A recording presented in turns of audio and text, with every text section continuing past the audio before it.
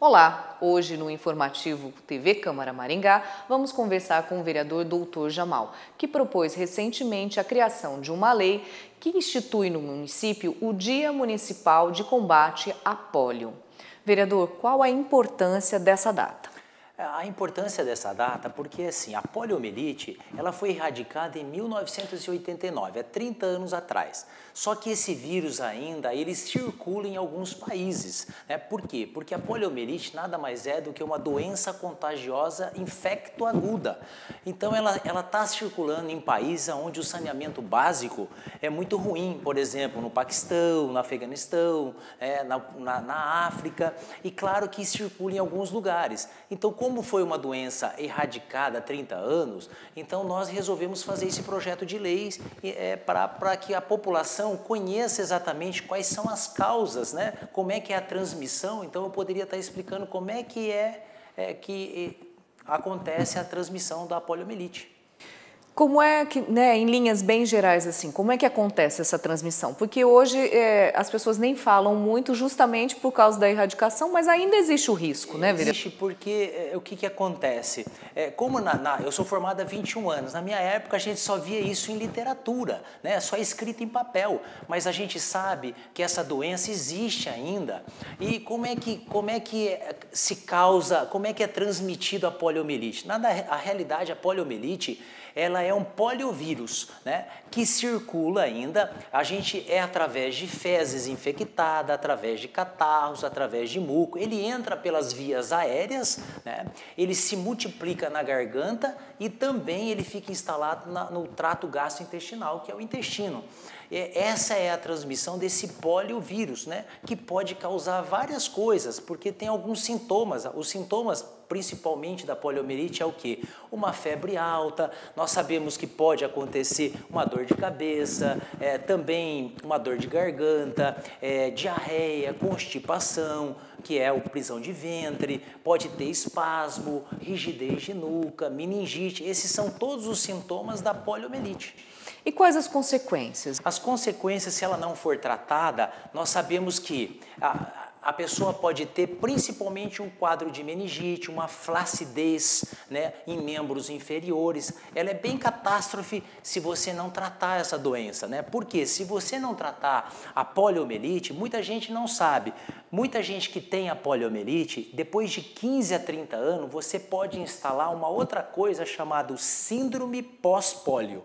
O que é a síndrome pós-pólio? Depois que a pessoa já tem a poliomielite, ela começa a ter uma fraqueza, umas dores musculares, a pessoa causa uma insônia, uma dor de cabeça, a pessoa começa a entrar numa depressão, numa ansiedade e não sabe, tanto é que não existia nem o CID da síndrome pós-pólio. Um grande neurologista em São Paulo estudou bem esse assunto e descobriu que realmente é depois que a pessoa desenvolve a poliomielite que pode ter todo esse transtorno.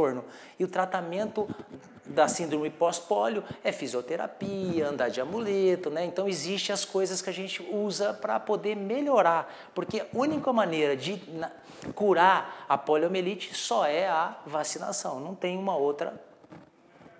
Essa também é uma questão importante hoje em dia, né? Que é a questão da vacinação, né? Acho importante reforçar isso, né? Porque muita gente fala, mas se não existe, para que vacinar? Mas o vírus ainda é circulante, por isso que existe a campanha da vacina todo mês de agosto, uma vez por ano no mês de agosto. Como é que é feita a vacinação? Toda criança com 2 meses de idade, com 4 meses de idade e com 6 meses de idade se faz intramuscular. Aos 15 meses e aos 4 anos são as gotas, são 2 gotinhas. E depois, anualmente, no calendário vacinal, uma vez por ano. Esse é o esquema vacinal. Até que idade, vereador? A poliomielite, o tratamento é abaixo de 5 anos, deve se fazer anualmente. Uhum. Então, o senhor também propôs, né, além da lei, propôs uma homenagem a uma pessoa, uma maringaense, que teve a doença. Qual a importância disso, vereador? Porque a gente está pegando uma pessoa na prática, né? porque ela, eu sempre digo para a Leila, né, que essa vai ser homenageada de amanhã, que ela é uma sobrevivente da poliomielite, porque ela teve a polio como qualquer outra pessoa que teve polio há 30, 40, 50 anos atrás, não tinha nem o diagnóstico, né? Então hoje, além dela ter a poliomielite, ela também tem a síndrome pós-polio. Então eu sempre digo, nós estamos pegando ela como exemplo, né? E homenageando ela, porque eu sempre digo, ela é uma sobrevivente, né? Ela tinha perdido as esperanças quando ela tinha a doença, mas hoje ela sabe que ela pode levar isso para outras pessoas com qualidade de vida. Uhum. O tratamento, né, esse da pós, que tem as consequências, ele melhora isso? Ele melhora, tanto é que até hoje a Leila faz fisioterapia na Sesumar, se não me engano 2 vezes por semana ela está lá. Por quê? Porque melhora a qualidade de vida dela. Por quê? Porque vai comprimindo a parte muscular, a parte respiratória dela, então ela fazendo essa fisioterapia ajuda muito ela. Uhum. Tem algum dado, vereador, no município sobre casos, né, sobre pessoas que tenham essa doença? O último caso que nós tivemos foi em 1989, o último caso, há 30 anos atrás. Nós, no Brasil, nós não temos casos nenhum. Uhum. Mas Maringá tem dados de quantas pessoas têm essa doença, que precisam desse tratamento? Eu tentei puxar, eu não vi esses dados. Não posso te afirmar quantas pessoas, porque eu não tenho esse dado. Seria interessante, né? Uma proposta interessante, justamente por causa dessa questão que o senhor está levantando da síndrome pós-polio, que ninguém conhece, mesmo os que têm poliomielite. Tá certo, vereador. Muito obrigada pela sua participação. Eu que te agradeço. Essa e outras entrevistas você confere também no nosso canal no YouTube, no endereço TV Câmara Maringá.